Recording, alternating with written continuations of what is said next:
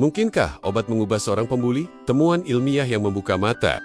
Ketika kita melihat seorang anak mendorong temannya dengan marah, mungkin kita dengan cepat melabelinya sebagai nakal atau bermasalah. Namun, di balik tindakan itu, tersembunyi dunia yang jauh lebih kompleks, dunia kimiawi dalam otak yang tidak terlihat oleh mata.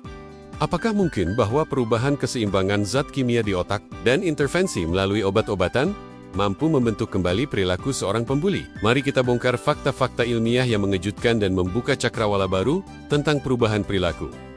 Segala bentuk perilaku manusia, mulai dari senyuman sederhana hingga ledakan amarah, berasal dari komunikasi listrik dan kimiawi di otak. Jutaan sinyal ini saling bertukar informasi, menentukan bagaimana kita merasakan dan bertindak. Ketidakseimbangan zat-zat seperti serotonin dan dopamin bisa menyebabkan perubahan drastis. Dari ketenangan menjadi kemarahan, dari kendali diri menjadi kekerasan. Disinilah awal pemahaman kita tentang perilaku agresif. Serotonin bertindak sebagai rem emosional alami dalam otak. Ketika kadarnya menurun, kemampuan menahan dorongan menurun drastis. Rem itu rusak, dan impuls termasuk agresi lepas kendali. Penelitian menunjukkan bahwa obat-obatan seperti fluoxetine dengan meningkatkan serotonin membantu mengembalikan kendali emosional, meredam impulsivitas, dan mengurangi kecenderungan untuk melakukan kekerasan. Ketika adrenalin melonjak, tubuh siap untuk melawan atau melarikan diri. Pada beberapa pembuli, sistem ini terlalu sensitif, reaksi agresif muncul bahkan untuk hal-hal kecil. Beta blocker seperti propranolol bekerja dengan menghalangi efek adrenalin, membuat tubuh dan pikiran lebih tenang, memberi kesempatan kepada logika untuk mengatasi ledakan emosi. Dopamin, yang seharusnya mengatur rasa senang dan motivasi, bila berlebihan justru menimbulkan kecurigaan berlebih, hiperaktivitas, bahkan ledakan agresi.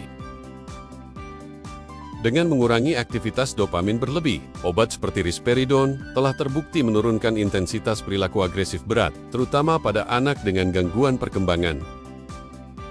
Anak-anak dengan ADHD bukan pembuli karena mereka kejam. Mereka sering kesulitan mengendalikan impuls, bertindak sebelum berpikir, dan gagal membaca situasi sosial dengan benar. Stimulan seperti Ritalin tidak membuat anak diam. Sebaliknya, mereka meningkatkan kapasitas fokus dan kontrol diri, yang pada akhirnya menekan perilaku agresif. Lingkungan rumah yang kacau, penuh kekerasan dan ketidakstabilan akibat kecanduan, menciptakan anak-anak yang terbiasa dengan ketidakpastian emosional. Tak hanya trauma, anak-anak ini juga lebih rentan menggunakan zat adiktif, mempercepat siklus agresi, dan kehilangan kontrol diri yang berujung pada bullying. Paparan zat adiktif selama masa kehamilan, seperti alkohol dan nikotin, menghambat perkembangan sistem saraf janin, meninggalkan dampak jangka panjang yang tak terlihat saat lahir. Konsekuensinya, sering baru terlihat bertahun-tahun kemudian, dalam bentuk masalah perilaku yang serius, impulsif, dan kadang-kadang berujung pada perilaku bullying. Kurangnya nutrisi penting seperti zat besi, zinc, dan omega-3 tidak hanya memengaruhi kesehatan fisik, tetapi juga mengganggu kestabilan mood dan konsentrasi. Memberikan nutrisi seimbang berarti memperkuat pondasi biokimia otak, membantu anak mengelola emosi dan membangun kontrol diri lebih baik. Dalam banyak kasus, permasalahan agresi pada anak tidak terlepas dari dinamika keluarga. Pendekatan farmakologis bisa melibatkan seluruh keluarga, bukan hanya anak. Ketika orang tua belajar mengelola stres dan emosinya sendiri melalui bantuan medis, mereka menciptakan lingkungan rumah yang lebih stabil, mempercepat pemulihan anak. Oksitosin, dikenal sebagai hormon cinta dan kepercayaan, tengah diteliti sebagai jalan baru untuk meningkatkan empati pada remaja dengan kecenderungan agresif. Bayangkan, masa depan di mana meningkatkan empati bukan hanya soal pendidikan, tapi juga soal memperbaiki keseimbangan biologis secara langsung. Obat tidak bekerja dalam ruang hampa. Mereka membawa risiko efek samping, dari perubahan mood hingga komplikasi medis, jika tidak diawasi ketat. Karena itu, setiap terapi farmakologi harus diiringi dengan pemantauan ketat oleh tenaga medis profesional, untuk memastikan manfaatnya lebih besar daripada risikonya.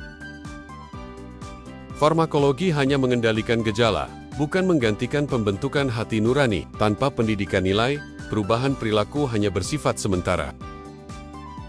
Nilai-nilai luhur harus ditanamkan lewat pendidikan, teladan, dan penguatan sosial agar perilaku baik bertahan dalam jangka panjang. Pendekatan paling efektif bukan hanya medis atau hanya pendidikan, tetapi integrasi keduanya, memperbaiki keseimbangan biokimia sambil membangun karakter.